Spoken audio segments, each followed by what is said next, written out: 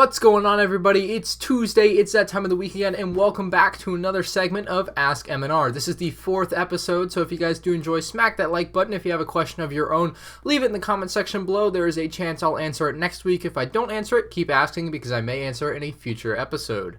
I just want to say that I had a great time at COD Champs over the weekend. It was pretty cool to see Optic win, although I was kind of rooting for Envy in the finals. I like the underdog type thing, so it was a pretty fun event over at the Amway Center, and I really want to compete in it next year, so I'm going to be grinding out the Call of Duty while I'm making LEGO videos and going to school. It's going to be awesome. So let's get into your questions. The first question from Nico reads, MandRproductions, what's your favorite LEGO Star Wars Battle Pack? Now, if you asked me this question 3 years ago, I probably would have told you the Clone Walker Battle Pack from 2009. Its set number is 8014. But I think LEGO has finally released a better battle pack, objectively in my opinion at least. This battle pack, the 75165 Imperial Trooper battle pack, I think is my favorite battle pack now. It's got 2 Death Troopers and 2 Stormtroopers. It's a really cool army builder, includes a very comparable walker to the Clone Walker battle pack, but I think the minifigs in general are just really awesome. You guys can see them on there. The Death Troopers especially go really well with those Stormtroopers, and the walker is a pretty neat design. So this is probably my new favorite battle pack. The 8014 Clone Walker battle pack being a close second. Maybe I'll do a top 10 LEGO Star Wars battle packs type video soon. Maybe you guys would enjoy that. So once we get moved into my new house, I'll go ahead and try to make that video for you. Then you can know what all my favorite battle packs are. And I'll tell you what, before someone asks, my least favorite is the Senate Commando battle pack. Next question from Marvel Moises. He says, do you think stud blasters are overused? This is a great example of stud blasters. So you have these stud shooters, that's what he's talking about. And we have to remember as older LEGO fans that a lot of these are made for children. Like my 9-year-old cousin, he loves the stud shooters. But myself, I'm not a big fan of them. But I have to understand that stud shooters are a great playability feature. Kids love them.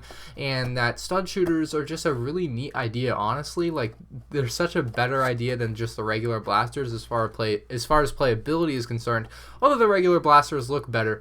I think I have enough regular blasters that I don't care at this point. I guess if you don't, you might care somewhat. With the collection I have, I just don't care whether it includes regular blasters or stud shooters. MandRproductions says, do you want the MIDI Series to return? Now, the MIDI Scale series was the MIDI Scale Imperial Star Destroyer and MIDI Scale Millennium Falcon back in 2009. Both of these sets cost $40 each and were unfortunately not around too long, and the series didn't continue. They never made more than just those 2 MIDI scale sets, which was really unfortunate. I really did like them, and I would love to see it return. I do have a couple ideas to bring the MIDI scale series back, and I would love to see LEGO bring it back because I love it. It's like a mini UCS set. It was really awesome. They cost $40.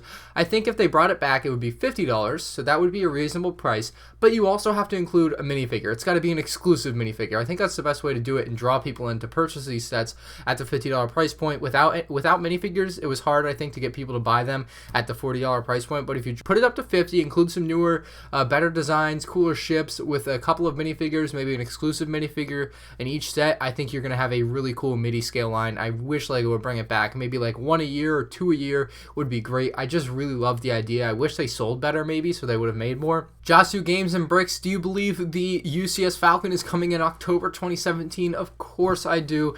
I 100% believe that it's coming out. I mean, the hints from LEGO have been just spot on. It's pretty obvious at this point that we're getting a UCS Millennium Falcon. If we don't, I would be absolutely shocked. I mean, there's just no way it's not the UCS Falcon remake. It's just the only thing it could be. You can literally see it on the box on the teaser image they released. So I think it's going to be the UCS Falcon. I'm really excited for it, and it's going to be a really awesome but expensive set, but I'm getting it day one. Rocky Yonker basically wants to know what kind of camera I use. Well, the camera I'm using right now is a Logitech C920. It's a webcam. I have it plugged into my computer. So for these videos, I'm using my webcam. For my other videos, I use my iPhone 7, which of course films in 4K, which is really nice, so I usually film in 4K most of the time. There's also another camera I have that I used to use in my main camera, but now it's like the second angle for slow motion on my drop test. It's like the Canon ELS 110 or something like that. It's a little handheld camera. It's nothing super special, but really filming with the iPhone, or if you get like a DSLR, if you want to make good high quality videos, that's what you're going to want to be looking for if you're trying to find a camera for yourself. But to really answer your question, I mainly use the iPhone 7 for all videos except for this video. Andre asked, Ryan, what is your favorite set wave out of the new Star Wars movies, The Force Awakens, Rogue One, and The Last Jedi? Now, to narrow this down for you guys that are listening to this question, I'm going to basically make it simple for you. The way I'm going to answer it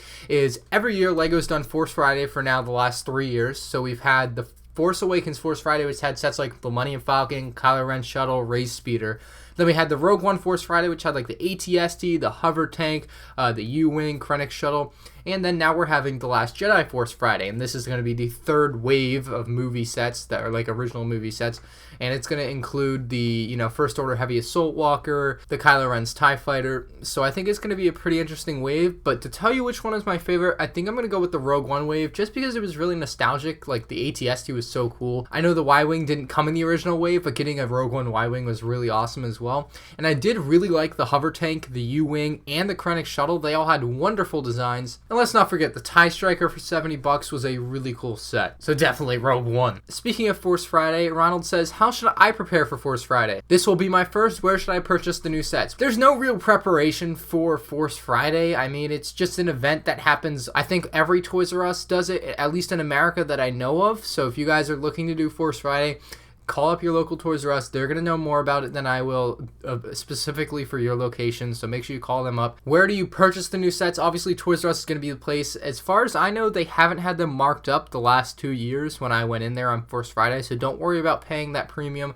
I think you're going to be fine as far as the pricing goes, so don't worry about that at all. Depending on where you live, you might encounter more or less people than I do, so it just depends on your location, but I would definitely recommend getting there a little earlier just for the experience. Usually it opens at midnight exactly, and then you can basically roam around the store for half an hour, I guess, and purchase your stuff, or you can get in and get out as fast as you want. It's a pretty neat experience. I would definitely recommend it to do it at least once. It's just kind of a cool thing as a Lego fan to do. Andrew's asking a tough question here. He says, what do you think is the best value Lego Star Wars set of all time? There are a lot of Lego Star Wars sets. Now let me just look around my room, see if I can get any ideas in my head, but this is a really tough question to answer, mainly because there's just so many. I mean, you can say this one has a better price per piece, but this one has more minifigs, this one is just cost less in general. This battle pack was $10. This battle pack was $15. There's just so many parameters to this, but I'll go ahead and take a look around my room and see if I can really think of one.